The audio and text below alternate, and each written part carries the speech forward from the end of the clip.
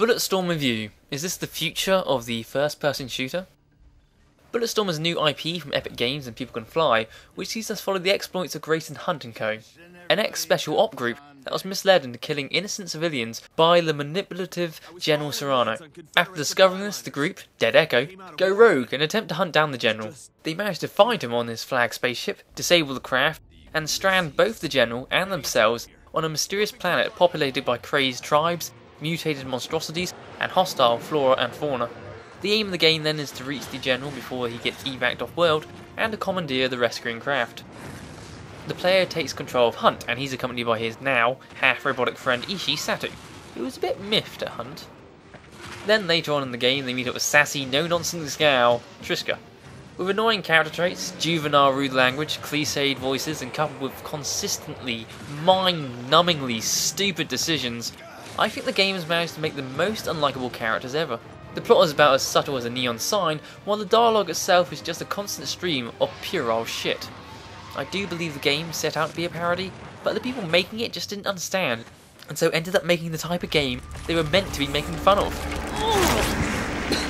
What is that stench? Ishi landed in plant poop.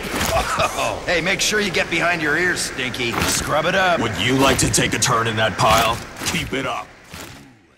Plot and characters aside, the game is rather good, and it's anything other than cliché. In your standard FPS, you have a series of progressively better guns.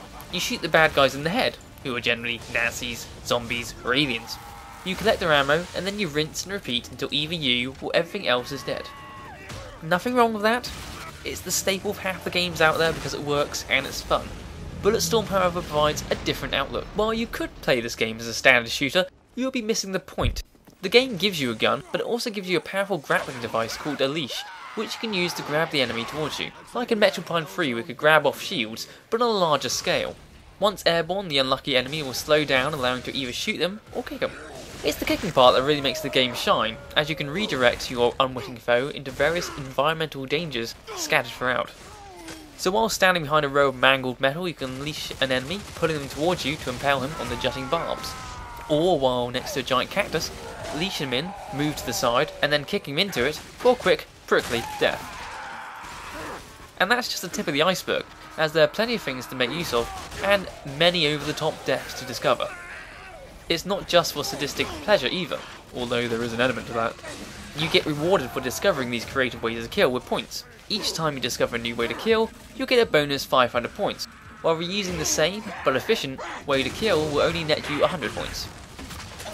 This carries over to weapons too. Killing an enemy or shooting it until it's dead is fine, 10 points, but getting a headshot is better, 50 points. Kicking an enemy and then killing him before he lands, 50 points. Shooting him in the ass until his farts explode, 100 points. The joy of experimentation? Priceless. Again, this is the only most basic combos, as there are 100 find being separated by environmental kills and special kills for the various weapons. Yes, the weapons. In keeping with the over-the-top nature of the game, you have some pretty insane weaponry. Your basic weapon is a machine gun that has a charge shot that will strip away all the flesh from an opponent, leaving nothing but a skeleton. A pistol/flare gun. A triple-barreled shotgun makes an appearance that has the power to blow off the torso of anybody in close range. A sniper rifle with controllable bullets that can also explode when charged. A weapon that fires a bouncing explosive ball that can be used to get around cover. A gun that fires 2 grenades attached to a chain that allows you to trap foes and then use them as a bomb. And finally, a gun that fires out a drill bit that will send anything you hit flying into a wall where it will rotate, breaking off its limbs of the unfortunate soul. Each one comes with its own set of skills to discover and an unlockable power-up when you feel you're just not deadly enough. Yes, that's what all these points you're gaining are for.